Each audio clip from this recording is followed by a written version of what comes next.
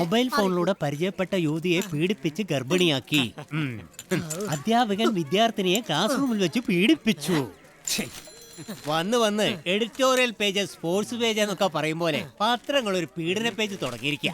എന്താ ക്ഷേത്ര വാർത്ത കൊടുക്കാൻ പോലും അവർക്ക് സ്ഥലമില്ല. അതൊക്കെ ആര് വായിക്കാൻ? ഇപ്പോഴാണ് കേരളം പരശുരാമൻ പറഞ്ഞ ഒരു പ്രാന്താശുപത്രി ആയത്. ആര് പറഞ്ഞ പോലെ? പരശുരാമൻ. എടാ, പരശുരാമനല്ല, വിവേകാനന്ദൻ.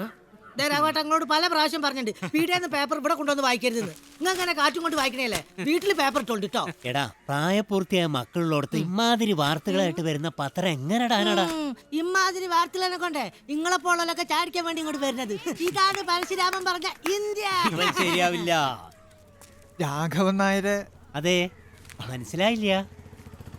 പറഞ്ഞാലറിയും. വർഷങ്ങൾക്ക് മുമ്പ് ഇവിടുത്തെ സ്കൂളിലൊരു മാഷായിരുന്നു. തോണി അപകടത്തിൽ മരിച്ച മാധവൻ മാഷിന്റെ ഒക്കെ കാലത്ത് രാജൻ മാഷ്. അങ്ങനെ വരട്ടെ. സത്യം പറഞ്ഞ എനിക്ക് മനസ്സിലായില്ല കേട്ടോ മാഷേ. ഇങ്ങോട്ട് വന്ന് പരിചയം പുതുക്കില്ലാച്ചാ മനസ്സിലാവില്ല എന്ന് തന്നെ കൂട്ടിക്കോളൂ. അത്രക്കുണ്ട് മാറ്റങ്ങളെ. എനിക്കും പെട്ടെന്ന് അങ്ങോട്ട് മനസ്സിലായില്ല. ഭൂഗോളം പോലെ ആയല്ലോ. നാടകക്കമ്പക്കാരൻ രാജമാഷെ കുറിച്ച് ഞാൻ നാളും കൂടി പറഞ്ഞോളൂ അല്ലേ? ഇതാണ് ഞാൻ പറഞ്ഞ രാജമാഷ്. ഇക്കൊല്ലം കുട്ടികളുടെ എണ്ണം തയ്ക്കാൻ കോയമാഷ് കിടന്ന് ഇങ്ങനെ പരക്കം പായുന്നത് കാണുമ്പോ പണ്ടൊക്കെ പാട്ടും നാടകവും കളിയൊക്കെ ആയിട്ട് സ്കൂളിലേക്ക് പോകാൻ കുട്ടികൾക്കൊക്കെ എന്തൊരു ഉത്സാഹമായിരുന്നു അല്ലേ മാഷെ? ഇന്നിപ്പോ ഗ്രേസ് മാർക്കിന് വേണ്ടി മാത്രല്ലേ കളിയും കഥയൊക്കെ. വാസ്തവം. മക്കളെ ഒന്ന് കലാപ്രതിഭ ചൂടിക്കാൻ അച്ഛനമ്മമാരിലെ പോടി നടക്കണത്. ചോദിക്കാൻ വിട്ടുപോയി. ഇപ്പൊ ഈ വരവിന്റെ ഉദ്ദേശം പഴയ മുഖങ്ങളെയൊക്കെ ഒന്ന് കണ്ട് പരിചയം പുതുക്കാനാണോ? ഇഹലോകവാസം വെടിയാത്ത ഒരുവിധം പരിചയക്കാരെയൊക്കെ മാസാമാസം കാണാറുണ്ട് പെൻഷൻ ഓഫീസിൽ വെച്ച്. പത്രം കിട്ടിയാൽ ആദ്യം നോക്ക ചരമ പേജാ. കൂടെയുള്ളവരാരെങ്കിലും പോയോന്ന്. പ്രായമാകുന്നതിന്റെ ആദ്യമാവാം, ചിലപ്പോ ആയുസ്സെടുപ്പിന്റെ അഹങ്കാരവും. ഞങ്ങളെ ചില പെൻഷൻകാരൊക്കെ കൂടി ഒരു തീരുമാനമെടുത്തു. 2 മാസം തുടർച്ചയായി ഒരാൾ പെൻഷൻ പറ്റാൻ എത്തിയില്ലെങ്കിലേ അവരുടെ വീട് അന്വേഷിച്ചു ചെല്ലാൻ. വയസ്സുകാലത്തും അവർക്ക് ചോദിക്കാനും അന്വേഷിക്കാനും ഒരാളുണ്ടല്ലോ എന്നൊരു തോന്നലുണ്ടാക്കാൻ. പറ്റിച്ച എന്തെങ്കിലും സഹായിക്കാനും. അതൊരു നല്ല കാര്യ. പക്ഷേ ഇവിടെ പാരാ പതിവ് തെറ്റിച്ചത്? ദേവകി ടീച്ചർ, നമ്മുടെ മാധവ മാസ്റ്ററിന്റെ. ഓ, നമ്മുടെ ടീച്ചർമാ. പറഞ്ഞ പോലെ വലിയ കഷ്ടമാണ് അവരുടെ കാര്യം. എന്തു പറ്റി ടീച്ചർക്ക്?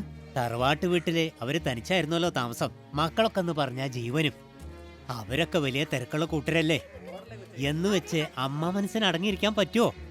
പേരമക്കളെ കാണാൻ ഇഷ്ട പലഹാരങ്ങളും ഉണ്ടാക്കി ഇടയ്ക്കൊരു യാത്ര. 2 മാസം മുമ്പ് പെട്ടെന്നൊരു ഹർത്താലുണ്ടായില്ലേ?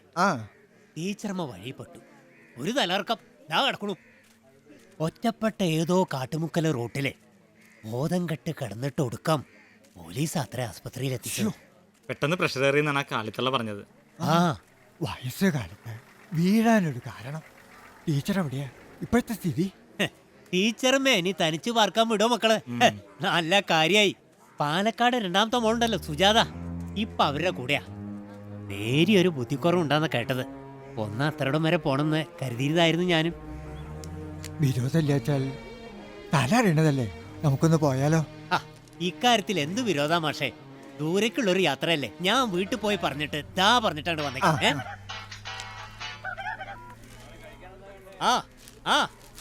ഞാൻ അങ്ങോട്ട് വരികയാണ്. പറമ്പെന്ന് പണിക്കാരാ. അച്ചോ, മാഷ്ക്കൊരു ചായ കൊടുക്ക്. ഫുൾ ചായ വേണമെങ്കിൽ മാഷ് ഇന്റെ കൂടെ വരിക.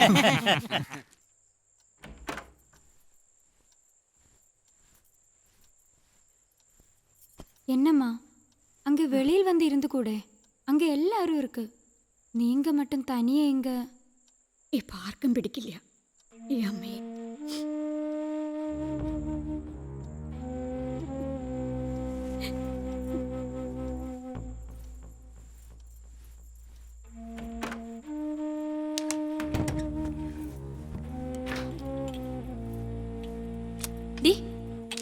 നിന്നോട് പറഞ്ഞിട്ടില്ലേ ആ മുറിയിലേക്ക് പോകരുതെന്ന്?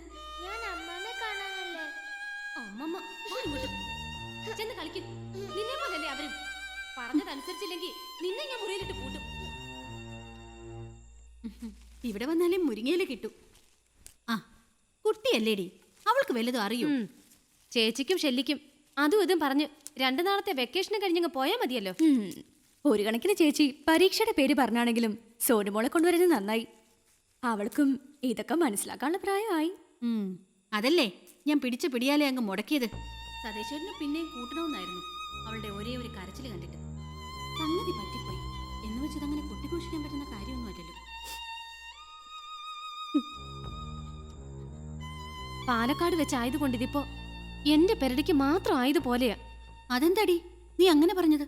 പിന്നെ 2 മാസമായി ഇത് ഞാൻ മാത്രം അനുഭവിക്കണു. കുറച്ചു ദിവസം രവിക്ക് കൊണ്ടുപോയാൽ എന്താ? അവിടെ രവിയുടെ തിരക്ക് സുചേർത്തിക്കും അറിയാവുന്നതല്ലേ. അതിന്റെ പുറകെ ഓടി എനിക്കുമില്ല ഒട്ടു സമയം ഈ കുട്ടികളുടെ കാര്യം നോക്കാൻ പോലും. മാത്രമല്ല പുറത്തെങ്ങാനും പറയാൻ പറ്റുന്ന കേസാണോ ഇത്? മീനാക്ഷി അടുത്തേക്ക് പിന്നെ തിരക്കൊന്നും പറയാനുണ്ടാകില്ലല്ലോ. എന്നാ കുറച്ചു ദിവസം മാംഗ്ലൂര്. ഇതിപ്പോ ഗൗതമേട്ടനൊന്നും പറയണില്ല എന്ന് വിചാരിച്ച്. എന്റെ സുജേ, നിനക്കറിയാലോ സോനു മോളുടെ ബോർഡ് എക്സാംസ് അടുത്ത് വരികയാണ്. സെൻട്രൽ സിലബസാ. പരീക്ഷ കഴിഞ്ഞ് നീ പറഞ്ഞോ എത്ര മാസം വേണമെങ്കിലും ഞാൻ ഏറ്റു പോരെ.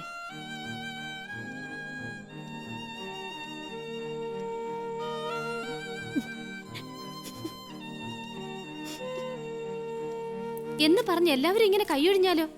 ഞങ്ങൾക്ക് മാത്രമല്ലല്ലോ അമ്മ. മോശം. ഓ തുടങ്ങിയോ? ദേ അവിടുത്തെ പോലെ നീ 4 കാലിൽ ഇങ്ങോട്ട് വാ. എടി, നീ അവിടുത്തെ പോലെ ബഹളം വെക്കല്ലേ. ഇത് കേരളമാ. ചെല്ലേ. എന്താന്നറിയില്ല, ഇന്നെന്തോ നല്ല ദാഹം.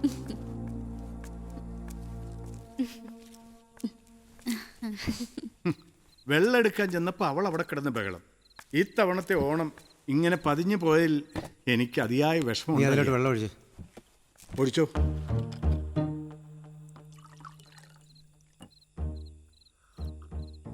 എടാ മോനെ രവി, എനിക്കറിയാം നിന്റെ വിഷമം. ഇങ്ങനെ ഒരു അവസ്ഥ ലോകത്തൊരു മകനും ഉണ്ടാകാതിരിക്കട്ടെ.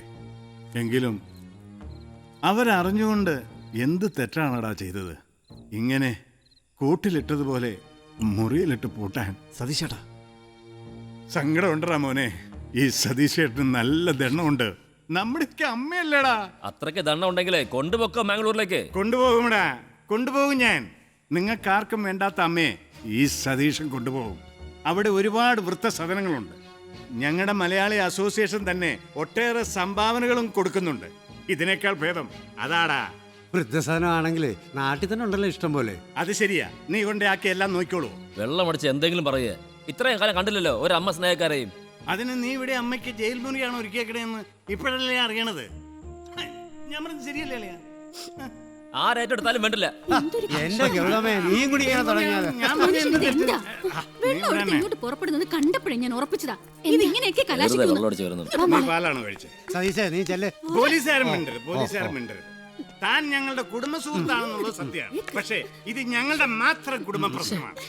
എടോ, തന്നെ പോലെയുള്ള പോലീസ് ചട്ടകൾ കാരണമാണോ ഈ രാജ്യത്തുള്ള പെമ്പിള്ളേർക്ക് പുറത്തിറങ്ങി നടക്കാൻ പറ്റാതായത്? നിങ്ങളോടല്ലേ പറഞ്ഞത് ഇങ്ങോട്ട് വരാൻ? മീനാക്ഷി, ഇങ്ങോട്ട് വാ. മീനാക്ഷി, സതീശൻ വെള്ളം അടിച്ചാൽ എന്തൊക്കെ സംസാരിക്കുമെന്ന് നമുക്കറിയാവുന്നല്ലേ. നീ ഒരു പെണ്ണ. നാളെ നിനക്കും ഈ ഗതി വരില്ല എന്ന് ആര് കണ്ടു? അന്ന് നിന്നെ ഇതുപോലെ ഒരു തടവറയിലാക്കിയാ മതിയോ? ഞാൻ നിർത്തി.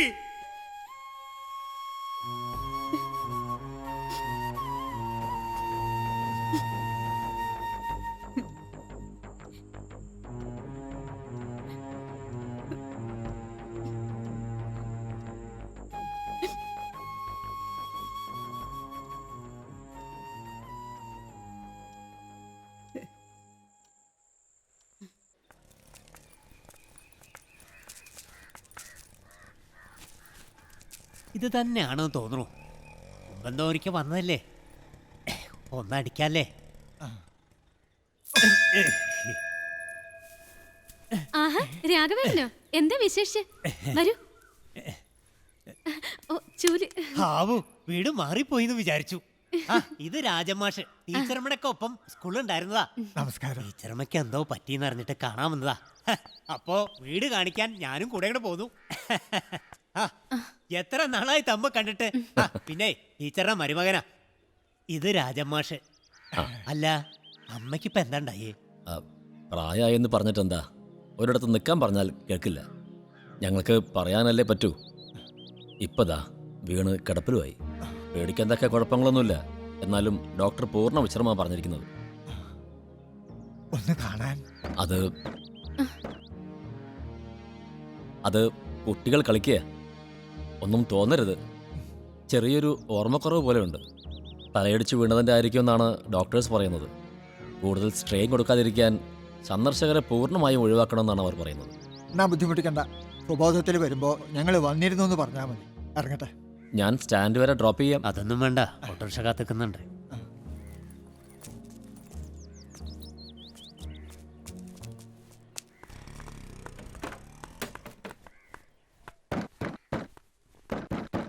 ഈ അമ്മയെ കൊണ്ട് ഇനി നാട്ടുകാരെ മുഴുവൻ വിളിച്ചറിച്ച് മാനം കടത്തിയാലും അമ്മയ്ക്ക് സമാധാനാവും. മോനെ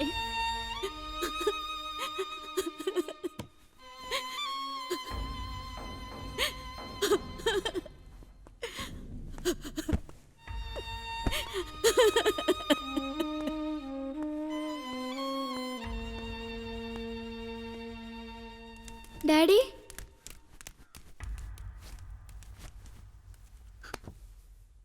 ഡാഡി, മുത്തശ്ശിക്ക് എന്താ ഡാഡി?